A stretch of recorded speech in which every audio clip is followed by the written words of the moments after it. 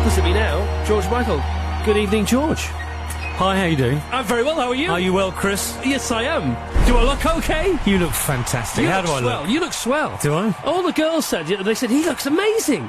I said, well, that's how he looks. He always looks cool. He always looks well and happy. And the only time they print a picture of you is when they've got a bad one. Yeah, I know, and even those are a little bit dubious in their, The weird thing about pictures is these days, I mean, like, for instance, when they tried to make out I'd lost all my hair, right? Yes. They drew me, somebody did something to the picture that actually convinced me I was losing my hair, right? So, but the thing is, these days, you don't know who to pin it on. It's either the photographer, yes, or the agent, or the newspaper. How can you prove who doctored just the let picture? It go. George, we're going to start your interview off by actually crossing over live to Paul McCartney in Germany. Why the heck not? Why not? Why not, Paul, indeed? are you there? Hey, I am here listening to you boys. Hello, Paul. Hi, George. Do you know, it's your fault. I ended up getting my picture taken with Jedward not yesterday, on Sunday.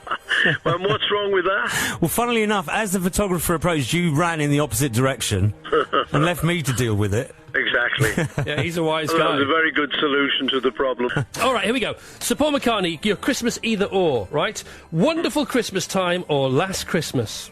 Well, it's got to be Last Christmas, hasn't it? George, wonderful Christmas time or Last Christmas? Oh, it's got to be wonderful Christmas time, this is hasn't too it? cute for school. All right, so Paul, Carol Singers or Carol King? Singers. George? Carol King. All right. So Paul, nut roast or a festive sprout, leek and chestnut pie? Linda McCartney roast. And George, goose or turkey? Goose, Lobster. actually. Goose. All right, Slade or Wizard, Paul? Do what? Slade or Wizard? Oh, Slade. George? Wizard. Queen's Speech or Queen's Bohemian Rhapsody? Paul? Queen's Rhapsody. George? I'd have to say, I'd have to say Bohemian Rhapsody as well, as it was a childhood Although obsession. Queen's Speech is pretty riveting. For now. Cinderella or Snow White, Sir Paul? Buttons.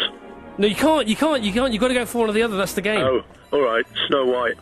George? Snow White, actually. Roaring Fire or Roaring Drunk? Paul?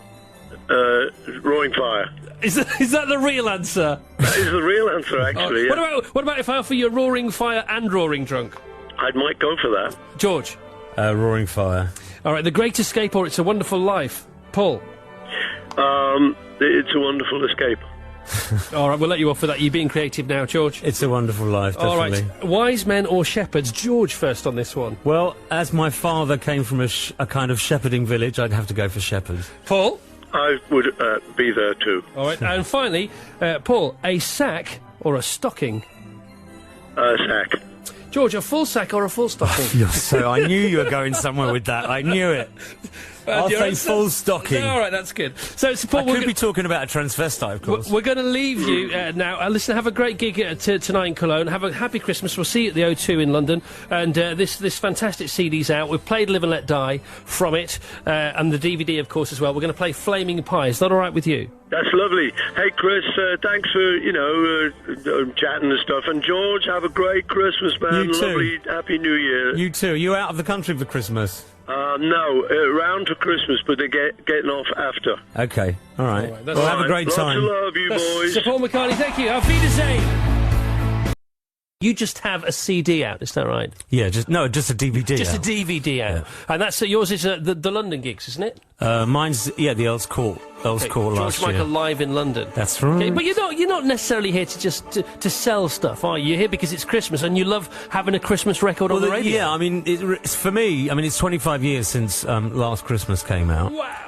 And to me, I've always loved having something on the radio at Christmas. I'm very proud of having a big, Christmas record. But considering the size of the success of Last Christmas, I thought it was important in some way to kind of give this a big, proper push-off, because it's not the same type of record. It's not, it doesn't go for the jugular the way that Last Christmas does. So I think it's going to take a little while to establish itself. But that's the great thing about a Christmas song. If it's good enough, it will prosper over the years, Okay.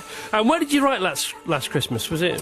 I wrote it actually in my bedroom I remember Andrew was watching the football. It was a February. Right. It was in February, and I just got one of those 4-track. Do you remember the first 4 tracks that you could have at home with that had reel-to-reel tape? Yeah. But they recorded 4 tracks, and you could bounce down, and you know.